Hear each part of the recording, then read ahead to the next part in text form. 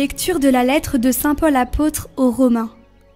Frères, n'ayez de dette envers personne, sauf celle de l'amour mutuel, car celui qui aime les autres a pleinement accompli la loi.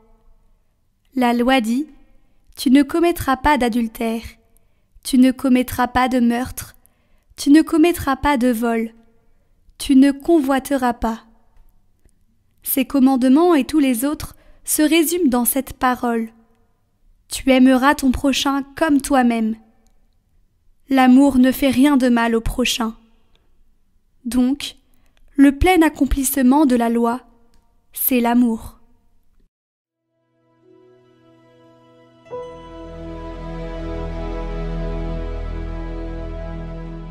L'homme de bien a pitié, il partage. Heureux qui craint le Seigneur, qui aime entièrement sa volonté. Sa lignée sera puissante sur la terre, la race des justes est bénie. Lumière des cœurs droits, il s'est levé dans les ténèbres. Homme de justice, de tendresse et de pitié. L'homme de bien a pitié, il partage, il mène ses affaires avec droiture. Son cœur est confiant, il ne craint pas. À pleine main, il donne aux pauvres. À jamais se maintiendra sa justice. Sa puissance grandira et sa gloire.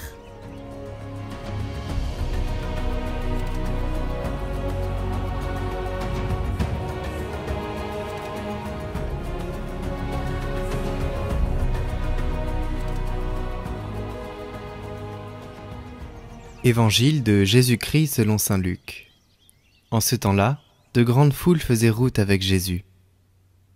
Il se retourna et leur dit : « Si quelqu'un vient à moi sans me préférer à son père, sa mère, sa femme, ses enfants, ses frères et sœurs, et même à sa propre vie, il ne peut pas être mon disciple. Celui qui ne porte pas sa croix pour marcher à ma suite ne peut pas être mon disciple. Quel est celui d'entre vous qui, voulant bâtir une tour, ne commence par s'asseoir pour calculer la dépense et voir s'il a de quoi aller jusqu'au bout ? Car si jamais il pose les fondations et n'est pas capable d'achever, tous ceux qui le verront vont se moquer de lui. Voilà un homme qui a commencé à bâtir et n'a pas été capable d'achever.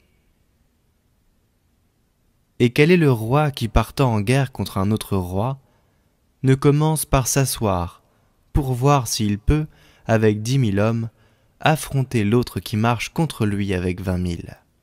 S'il ne le peut pas, il envoie, pendant que l'autre est encore loin, une délégation pour demander les conditions de paix. Ainsi donc, celui d'entre vous qui ne renonce pas à tout ce qui lui appartient ne peut pas être mon disciple.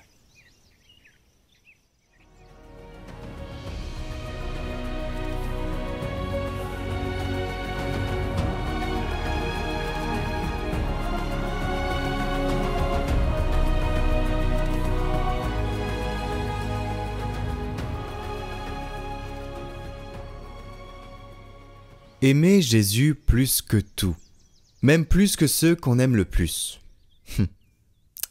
Ça semble un peu impossible au premier abord. Alors comment préférer un visage qu'on ne voit pas à ceux que l'on touche chaque jour ? Pourtant, c'est exactement ce que le Christ nous demande. Non pour éloigner nos affections, mais pour les purifier. Et oui, il ne nous arrache pas à nos amours humains, il les délivre de la peur et de la possession. Celui qui place Jésus au centre n'aime pas moins les autres. Au contraire, il aime mieux. Beaucoup veulent suivre Dieu tant qu'ils le sentent, mais s'effraient quand vient la croix. Le vrai disciple ne cherche pas une foi confortable, mais la fidélité dans la nuit.